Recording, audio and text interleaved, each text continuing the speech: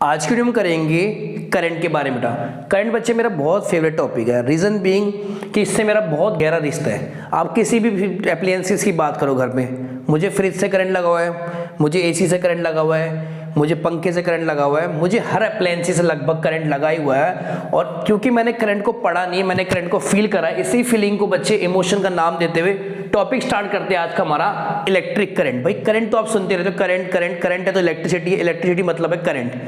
Current होता क्या है बेटा? Current is flow of electrons in a definite direction.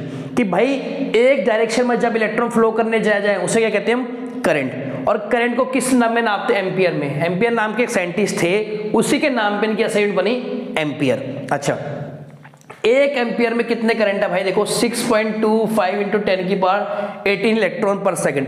अगर एक सेकंड में 6.25 इंटू 10 की पावर 18 इलेक्ट्रॉन फ्लो कर रहे हैं तो एक एम्पियर करंट है। मतलब अगर आप करंट की वैल्यू बढ़ा दो, सपोज 5 एम्पियर कर दो तो 5 से मल्टीप्लाई होगा, 10 कर दो तो इलेक्ट्रॉन में, तो जितने ज्यादा इलेक्ट्रॉन एक डायरेक्शन से दूसरे डायरेक्शन में आते जाएंगे उतना ज्यादा मेरा करंट बढ़ता जाएगा। अब एक सवाल आपके दिमाग में होगा, भाई इलेक्ट्रॉन एक डायरेक्शन में आ तो रहे हैं, मान लो सपोज डायरेक्शन में इलेक्ट्रॉन चल रहे हैं, पर किस वजह से आ रहे हैं? कोई तो ताकत होगी जो उनको एक डायरेक्शन में बेटा ले जा रही है। तो ताकत का नाम क्या है बेटा? वोल्टेज। भाई वोल्टेज ही वो डायरेक्ट ताकत होती है, जो फोर्स होती है जो इलेक्ट्रॉन को एक डायरेक्शन में लेने पे बेटा मजबूर कर देती है। तो जितना ज्यादा वोल्टेज बढ़ाओगे उतना ज्यादा आपका करंट बढ़ता जाएगा, और यही तो ओम्स लॉ है। भाई ओम्स लॉ क्या है? अभी शॉर्टकट में लिखता हूं, V = IR।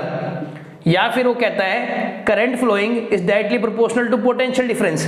मतलब जितना ज्यादा पोटेंशियल डिफरेंस करोगे उतना ज्यादा करंट। और सही भी है, देखो बेटा अगर मेरे को करंट बढ़ाना है तो मुझे इलेक्ट्रॉन्स बढ़ाने पड़ेंगे, जितने ज्यादा इलेक्ट्रॉन रहेंगे उतना ज्यादा करंट बढ़ेगा, और जितना ज्यादा करंट बनेगा उतना ज्यादा पोटेंशियल डिफरेंस, है ना। और पोटेंशियल डिफरेंस की यूनिट क्या होती है?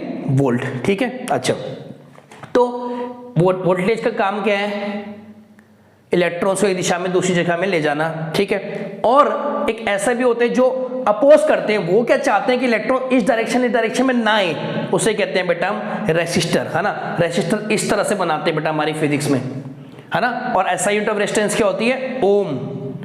या फिर आप इसको ऐसे भी लिखते हैं। तो रेसिस्टेंस का क्या काम होता है? करंट को अपोज करना। वोल्टेज का क्या काम होता है? करंट को बेटा सपोर्ट करना। बात समझ आई नहीं है कि? और तीनों के बीच एक रिलेशन है, V = IR। भाई VIR में एक मैथमेटिकल एक्सप्रेशन बना है, V = IR, जिसे आप कहते हैं ओम्स लॉ। अब करंट के दो टाइप्स है बेटा, एक है मेरा DC और एक है मेरा AC।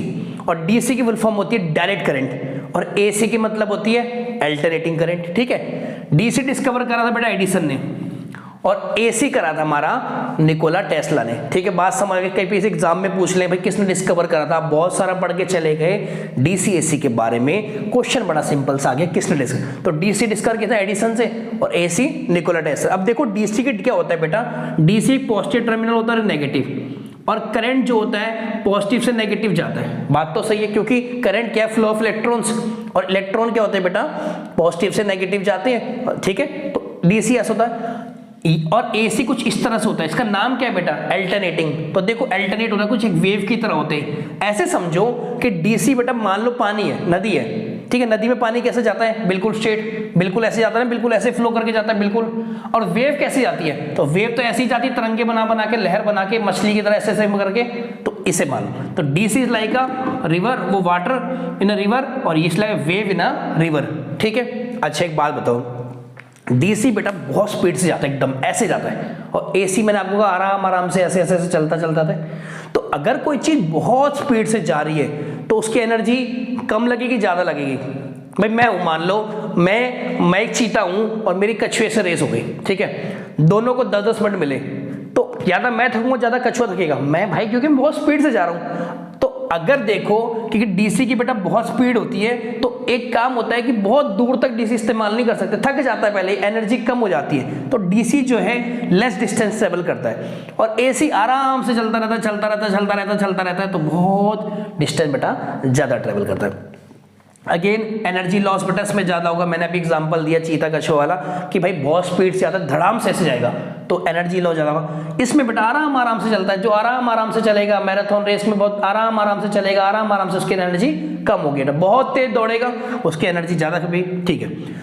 अगर पावरफुल की बात करूं तो बेटा DC मोर पावरफुल होता है ये लेस पावरफुल होता है, क्योंकि मान लो सपोज आपको 220 वोल्ट का करंट यहाँ पे लगा है और यहाँ पे भी 200 वोल्ट AC लगा है, तो कौन सा ज्यादा पावरफुल होगा बेटा? ये वाला, क्योंकि इसकी बेटा एनर्जी कम टाइम पे लगे पर ज्यादा पावरफुल होगा, एनर्जी इसमें ज्यादा है ना। हाँ, डीसी को आप स्टोर करके रख सकते हो, मतलब बैटरी वगैरह में देखा हो जितनी बैटरीज होती हैं हमारी, उसमें कौन सा स्टोर होता है बेटा? डीसी। और इस एसी को आप स्टोर नहीं कर सकते। फ्रीक्वेंसी की बात करूं, देखो फ्रीक्वेंसी क्या होता है? फ्रीक्वेंसी होता है number of vibration produce in 1 second. अब डीसी तो बिल्कुल सीधा चल रहा है, तो वाइब्रेशन कहां हुई? वाइब्रेशन तो हुई नहीं, तो इसकी फ्रीक्वेंसी 0। पर अगर तुम बात करो एसी में, तो इसकी बेटा फ्रीक्वेंसी कितनी होती है? 50 हर्ट्ज +-5। +-5 टॉलरेंस होता है बेटा, 5 ज्यादा 5 कम, है ना। वैसे 50 हर्ट्ज, अगर आपको ये भी नहीं लिखना तो सिर्फ प्रॉपर 50 हर्ट्ज लिख दो, ये तो मैंने बता दिया। डीसी एक ही डायरेक्शन में जाता है बेटा, पॉजिटिव से नेगेटिव। ऐसे एसी दोनों डायरेक्शन, क्योंकि एसी में बेटा पोलैरिटी होती है, एक बारी पॉजिटिव हाफ साइकिल होती है, एक बारी नेगेटिव हाफ साइकिल। मतलब अगर आप बात करो यहाँ पे, तो एक बारी बेटा पॉजिटिव हाफ साइकिल, ये पॉजिटिव नेगेटिव, अगली बारी ये नेगेटिव ये पॉजिटिव, ऐसे चेंज होती रहती है साइकिल। तो पोलैरिटी मतलब चेंज होती है, तो डायरेक्शन भी रिवर्स करता है। Electronic device, microwave, oven, battery, सब में बेटा क्या होती है? कौन सा होता है हमारा? डीसी होता है। और एसी बेटा किसमें होता है? इनकैंडिसेंट लैंप हो गए, बल्ब वगैरह में होता है, दोनों में एसी डीसी होता है ना। अच्छा, मान लो आपके दिमाग में आया कि भाई मोबाइल का जो हमारा मोबाइल होता है किस पे ऑपरेट करता है, ठीक है। ये मोबाइल का एक चार्जर है बच्चे, ठीक है, ये इसकी यूएसबी है। अब मान लो ये घर में जो हमारा आएगा बेटा, घर में जो हमारा आती है क्या आता है? एसी। अब ये जो अडेप्टर होता है, ये क्या करता है? जैसे आपसे एसी पे आया, तो ये एसी को डीसी में कन्वर्ट करता है और हमारे मोबाइल में क्या भेजता है? डीसी में। और इसे आप कहते हैं रेक्टिफायर। रेक्टिफायर एक डिवाइस होता है जो एसी को डीसी में कन्वर्ट करता है। सपोज ने एसी लिया, तो इसके अंदर बेटा अडेप्टर है, ये अडेप्टर है, इसने एसी को डीसी में करेगा। तो इन शॉर्ट जो हमारे मोबाइल चार्ज होंगे, वहां से तो एसी आ रहा है, पर होंगे किस पे? डीसी पे। रेक्टिफायर करेगा एसी को डीसी में, और इन्वर्टर करता है डीसी को एसी में। बात समझ आई? इस वीडियो में करेंगे इतना ही। नेक्स्ट वीडियो में कुछ और इंपॉर्टेंट टॉपिक के साथ, तब तक मिलते हैं आपसे नेक्स्ट वीडियो।